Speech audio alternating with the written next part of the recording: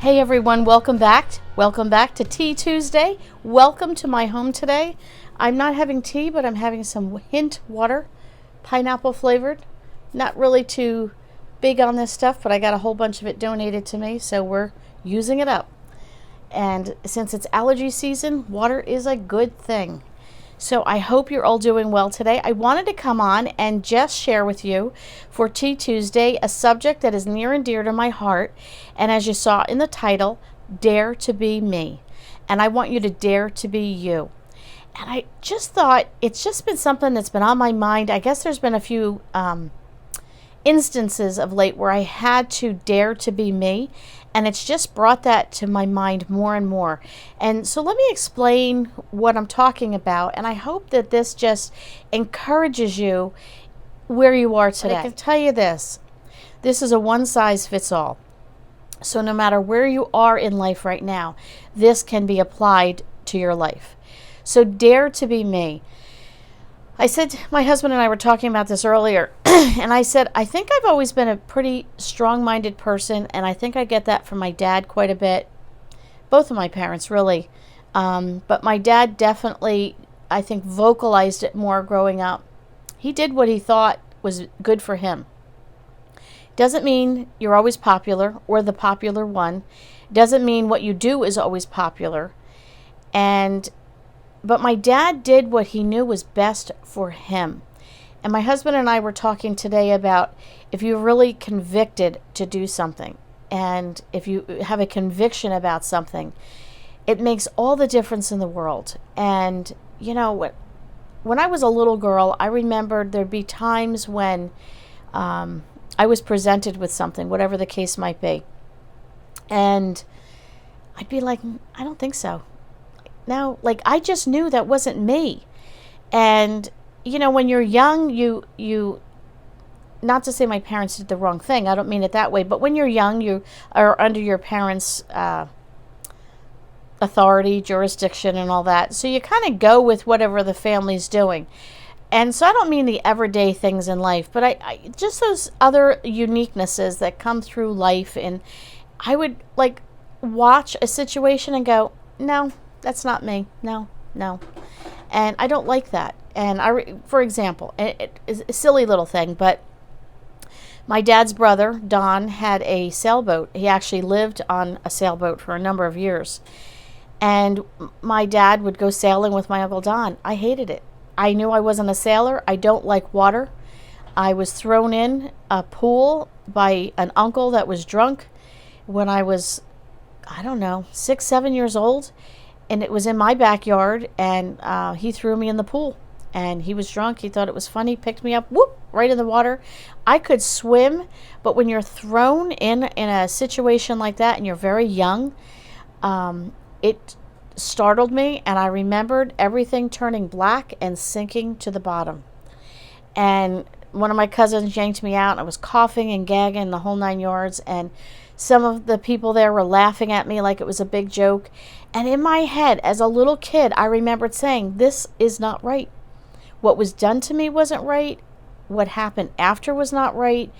And I remembered saying in my head, even at an early age, when I get older, I'm going to remember these things so I don't repeat them and do them to my kids or people in my circle.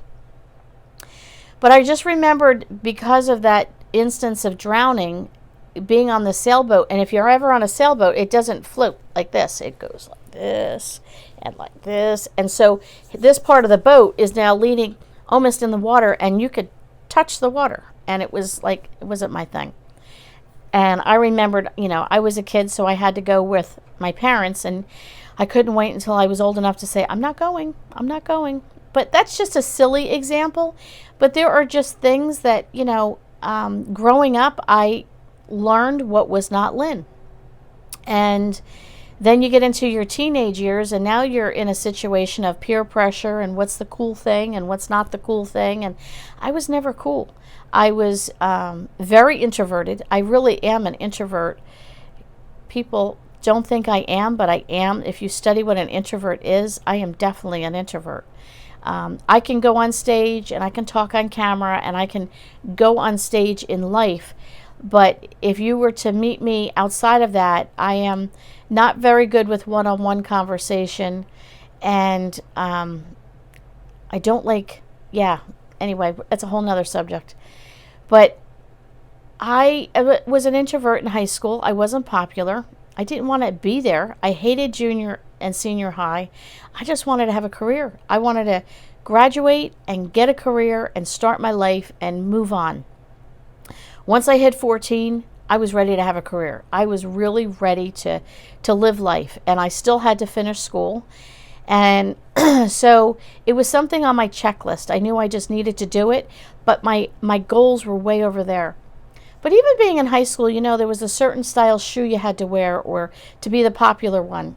I didn't wear those shoes. I didn't like them. And I was okay with not wearing them. And I was okay with the snickers or the people, pointing in the hallway. She doesn't have the right shoes on or the right jacket or whatever it might be. I was okay with that because I knew that I didn't like it. And I was okay to be me. And I think we all have a purpose in life. I truly believe that. And that purpose, you and I might have the same purpose, but we might go about it differently, and that's okay. No one else can live the life of Lynn Wilson. You can try and be Lynn Wilson, but you're not meant to be Lynn Wilson. And I was thinking, how do I explain this? How many of you went to high school and had teachers that I remember Mr. Higgins and I remember Mrs. Purpurai? They were both teachers. Their goal probably was, I would think, is to teach their students so that they could learn something new at the end of the year. They can check off that box. I taught my students and they learned.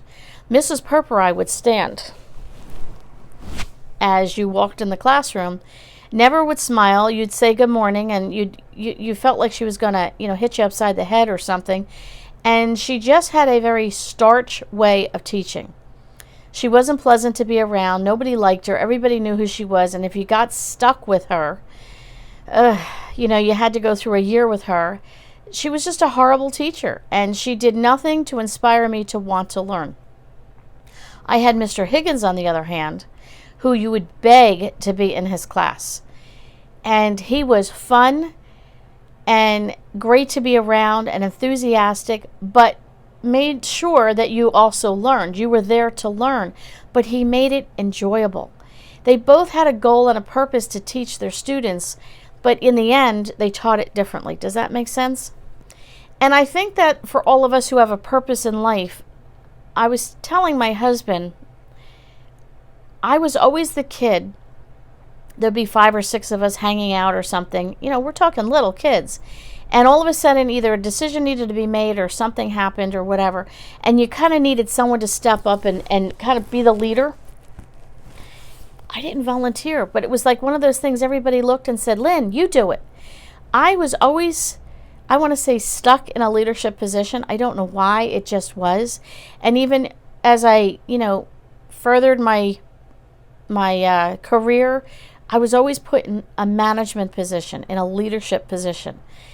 And I think part of my, regarding my purpose in life, is I tend to be an influencer of people. I do a lot of public speaking. My positions at work have always been an influential type position. Just a variety of things that I do in life, I influence people. So if my goal is whatever my end goal is, I need to be careful how I get there.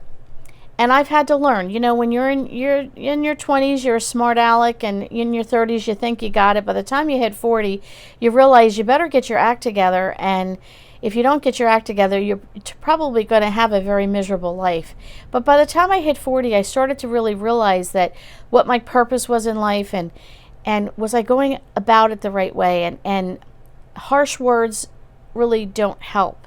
And if I'm in a position of being an influence and people are watching what I do and listening to what I'm saying, I can say it in a harsh way or I can say it in a kind way. The end results will still be the same. They'll know what the goal I have in mind is, but I can go about it 2 different ways. I can still dare to be me. I can do what Lynn feels convicted on and feels what she has been called to do in life, but I can do it in a softer, kinder way. And I think that's something I've had to learn. I'm a very black and white person. And either I do or I don't like it. For example, we get together with my sister. She loves playing games, her and her husband. I hate games. Can't stand it. Neither can my husband. My two oldest kids will go over and everybody will be hanging out and they'll be like, come on, you got to play a game. And they're almost like annoyed that I don't want to play a game. Melissa, if you're listening, you know what I'm talking about. Not that they're annoyed at me, but you want everybody together. I don't like them. And I'm okay to dare to be me and say, I don't like it. I don't mind cheering you on. I don't mind being in the room and being part of it, but I'm not going to play a game. I don't like it. If I did play the game and I felt pressured into it, I would be miserable. I'd have a headache and I'd go home grumbling. So why be miserable? Why have a headache? And why go home grumbling? I can dare to be me and say, no thanks. I'll sit this one out. And that's okay. I don't know what position you are right now in life and where you are in life. If you have been put in a place where you need to dare to be you, I just want to encourage you to be who you were meant to be who you are supposed to be. But in doing so, make sure that you do it with kindness. Make sure you do it with respect for others. Make sure that in the end, you haven't made enemies. There is a verse in the Bible that keeps coming back to my mind because I've been in some situations in the last few weeks where I've really been struggling with work and with people. And the Bible says to live peaceably amongst men to the best of your ability. And I keep being reminded of that, to the best of my ability. I cannot control if you want to be nasty to me, if you want to be mean to me, or if you don't, I can't control that, but I can control me going about the situation.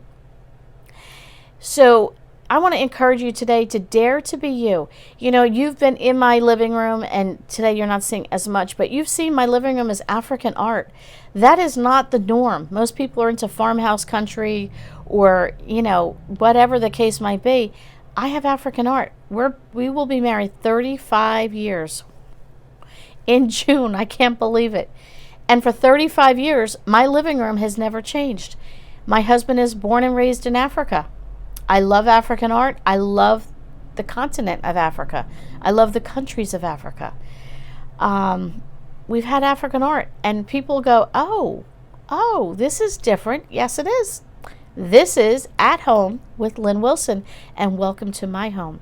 And I will dare to be different in the sense of I will be who I was meant to be, and I will enjoy the things in life that are given to me, but I want to remind me and to remind you, let's dare to be who we were meant to be, but make sure we're doing it with respect and kindness and caring for others along the way. Why make an enemy?